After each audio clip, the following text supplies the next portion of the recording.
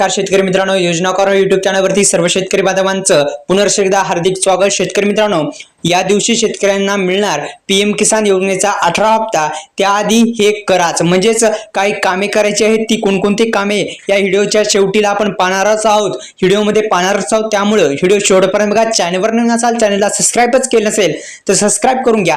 पहा, देशातील शेतकऱ्यांना सध्या पीएम किसान योजनेचा 18वा हप्त्याची आतुरता लागलेली आहे। हा हप्ता लवकरच अर्थात ऑक्टोबर मध्ये जारी केला जाऊ शकतो असे सांगितले आहे। त्यामुळे आता देशभरातील शेतकऱ्यांना मोठा दिलासा सुद्धा मिळणार आहे। यापूर्वी 18 जून 2024 हून देशभरातील शेतकऱ्यांसाठी 18व्या हप्त्यापोटी 21 कोटीहून अधिक जी रक्कम आहे ती रक्कम जारी करण्यात आली होती। तसेच शेतकरी मित्रांनो, प्रधानमंत्री किसान महासन्मान निधी योजनेच्या माध्यमातून 18 हप्त्याची आतुरतेने वाट पाहणाऱ्या शेतकऱ्यांसाठी एक आनंदाची बातमी समोर आलेली आहे की हा हप्ता ऑक्टोबर 2024 मध्ये जारी केला जाऊ शकतो। यापूर्वी जून 2024 मध्ये पंतप्रधान नरेंद्र मोदी यांनी 18 जून 2024 रोजी उत्तर प्रदेशातील वारसानी इथून 9.26 कोटीहून अधिक शेतकऱ्यांना जो 17 हप्ता आहे तो 17 हप्ता देण्यात आलेला होता। म्हणून 21,000 कोटीहून अधिक जी रक्कम आहे ती जारी केली होती। यापूर्वी फेब्रुवारी मध्ये 16 हप्ता सुद्धा शेतकऱ्यांच्या खात्यावरती डीबीटी मार्फत म्हणजे आधार संलग्न बँकेमध्ये देण्यात आले होता।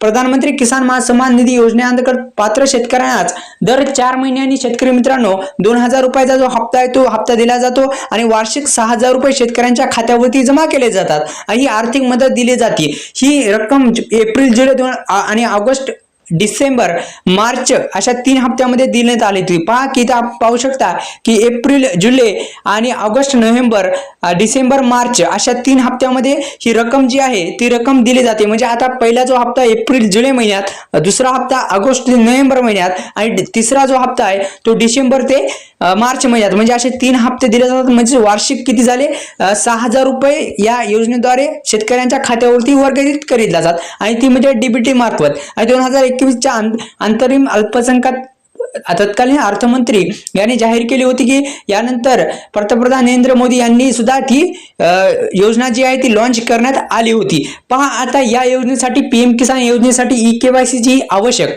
पहा, प्रधानमंत्री किसान महासन्मान निधी योजनेचा लाभ घेण्यासाठी शेतकऱ्यांना त्यांची ई-केवायसी प्रक्रिया पूर्ण करावी लागेल। योजनेच्या अधिकृत वेबसाईटनुसार पीएम किसान योजनेच्या नोंदणी केलेल्या ई-केवायसी करणे आता अनिवार्य केलेलं आहे। त्यामुळे ओटीपी आधारित तुम्ही ई-केवायसी घर बसल्या सुद्धा करू शकता शेतकरी मित्रांनो। त्यामुळे लवकरात लवकर सीएससी केंद्राशी संपर्क साधून सुद्धा तुम्ही जे हप्ता आहे तो हप्ता तुमच्या खात्यावरती मिळून जाईल, जेणेकरून आपल्याला जी स्थिती आहे ती स्थिती सुद्धा तपासता येणार आहे। त्यामुळे काळजी करू नका। व्हिडिओ शेवटपर्यंत बघा। चॅनलवर नवीन असाल, चॅनलला सबस्क्राइब केलं नसेल तर सबस्क्राइब करून घ्या। पहा शेतकरी मित्रांनो, तुम्ही तुमची जे हप्त्याची स्थिती सुद्धा तपासू शकता। ती कशा प्रकारे तपासायची तर पहा, तुम्ही अगोदर पीएम किसान महासन्मान निधीच्या अधिकृत वेबसाईटला भेट दिल्याच्या नंतर तुम्ही नो युअर स्टेटसवर क्लिक करा। क्लिक केल्याच्या नंतर तुमचा नोंदणी क्रमांक, कॅप्चा कोड आणि प्रविष्ट करा आणि गेट डाटावर तुम्ही क्लिक करा। तुमची स्थिती जी आहे ती स्थिती दिसून जाईल। लाभधारी यादीत नाव तपासायचं कसं तर पहा, पीएम किसान योजनेच्या अधिकृत वेबसाईटला भेट द्या आणि www.pmkisan.gov.in